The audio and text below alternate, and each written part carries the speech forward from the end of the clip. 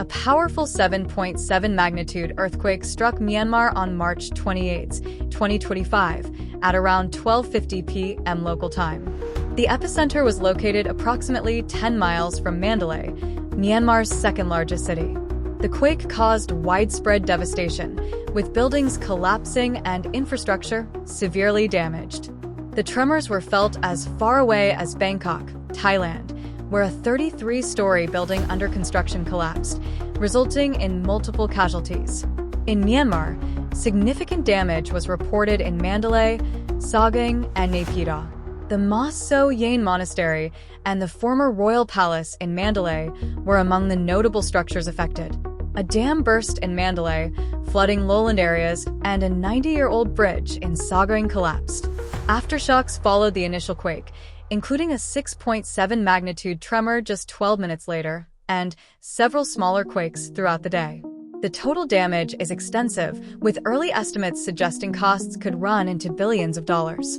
The death toll is rising, with over 1,000 people confirmed dead and 1,670 injured. Rescue teams are working tirelessly to find survivors amidst the rubble. The international community has pledged support, with aid coming from countries including the United States, China, and Japan. Relief efforts are focused on providing clean water, food, shelter, and medical care to the affected populations. Our hearts go out to the people of Myanmar and all those affected by this tragic event. The loss of life and the destruction of homes and historical landmarks is truly heartbreaking. We stand in solidarity with the survivors and their families during this difficult time. The outlook for recovery is challenging, given the scale of the destruction and the need for extensive rebuilding efforts. However, with international support and the resilience of the local communities, there is hope for a gradual recovery. The last major earthquake to strike the region was in 2016, when a 6.8 magnitude quake hit central Myanmar. That earthquake caused significant damage to ancient temples in Sagaing and resulted in the deaths of 3 people. The socioeconomic impact was considerable, with many buildings and infrastructure needing extensive repairs. Recovery took several years, with ongoing efforts to restore historical sites and rebuild affected communities. Stay tuned as we continue to monitor the situation and see how further events unfold. Like, share, and subscribe for the latest in news, entertainment, and sports. Continue watching for coverage and footage from social media and other news agencies. Chaos. People ran from high-rise apartments and offices. The quake and its aftershocks causing a skyscraper waterfall as a rooftop pool was emptied onto the street far below. I didn't realise it was an earthquake at first, but then I saw the table shaking, and the chair and computer swaying too. I knew for sure when I heard the noise of the cracking walls and glass. Part of the ceiling even collapsed. That's when I had to run. The search for survivors at the construction site continues. The Thai Prime Minister visited the area this evening, as she emphasised that the only structures destroyed were those being built, not those completed. Not so in Myanmar, where the buildings are of far poorer quality, and where the full scale of this tragedy is still not yet known. A natural disaster that could not have come at a worse time for this war-torn nation. Kieran Woodley reporting. Well, earlier I spoke to Heidi Jakob, an aid worker for Plan International, who is in Yangon in the south of Myanmar.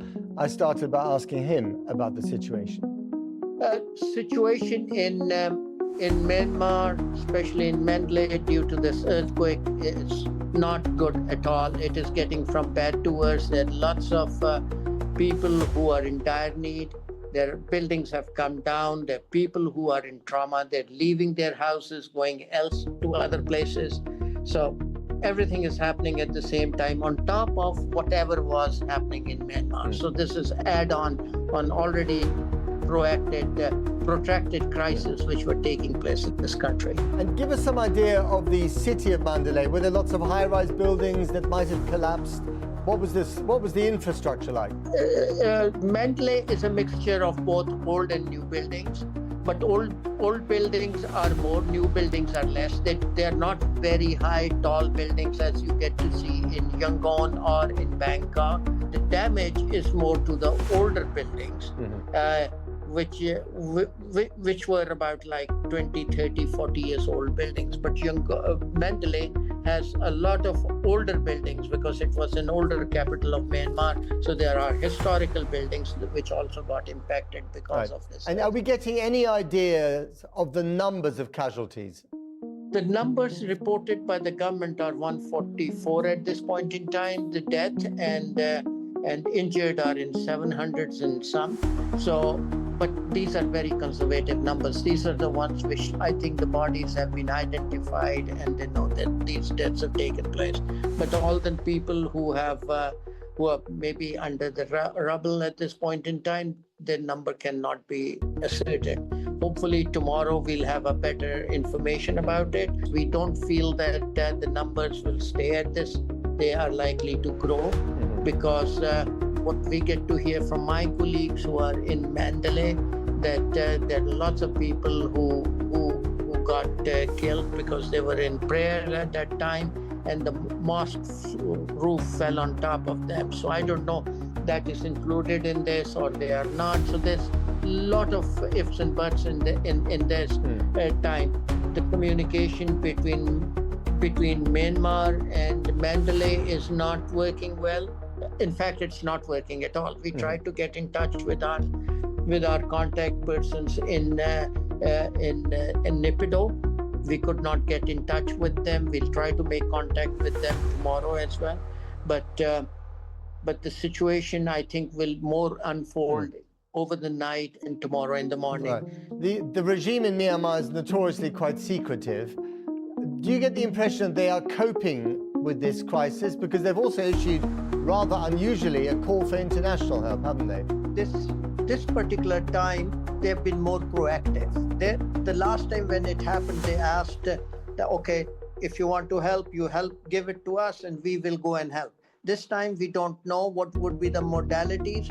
We would find out the modalities, how they would want to respond to these crises.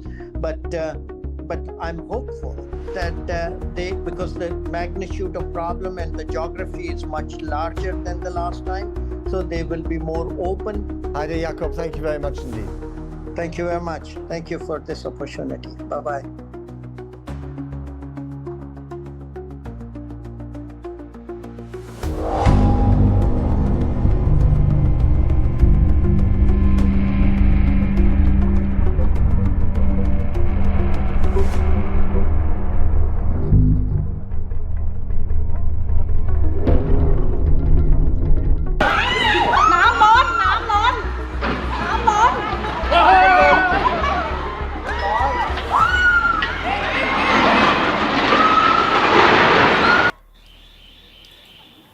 Well, the shaking caused by the earthquake threw water from a swimming pool down the height of this skyscraper in Bangkok.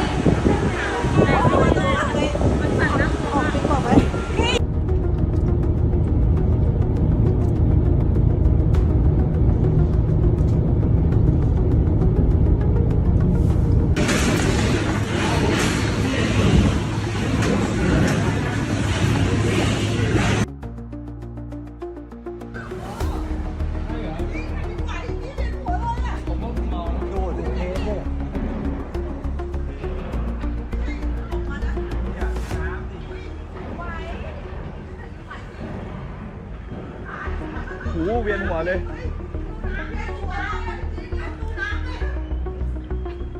อุ้ยเพิ่งเคยเจอรถไฟเอียงเลยไม่ใช่เอียงตาอุ้ยจะหล่นไหม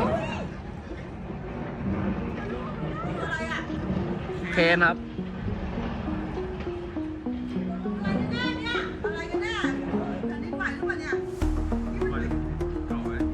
เฮ้ยปัดขึ้นอ่ะสายขาดนะดิ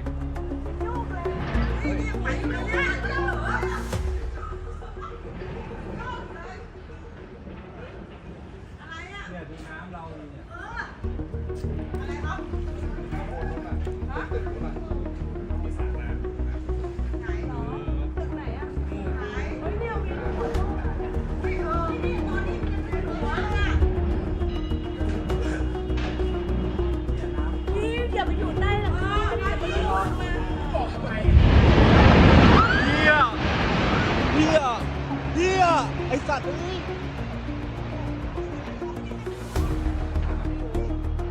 มึงชิบหายเชื่อพี่น้องคนโคตรเยอะเลย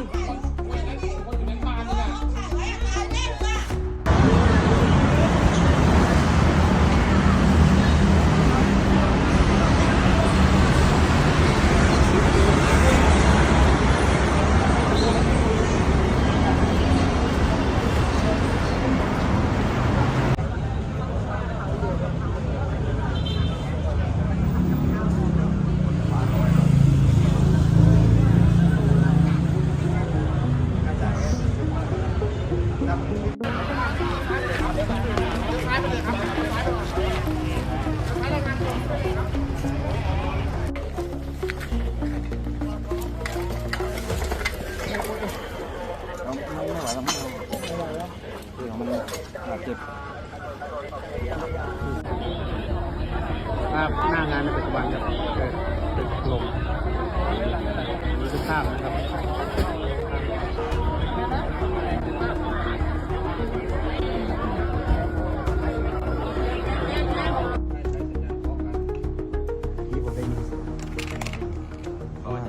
เพราะว่าปลายกล้องเราจะมีไมค์มันจะมีไมค์ลำโพงอยู่ พี่ตะโกนเสียงหน่อย โอเค อยู่กี่คน คนเดียว มีอะไรทับอยู่ไหม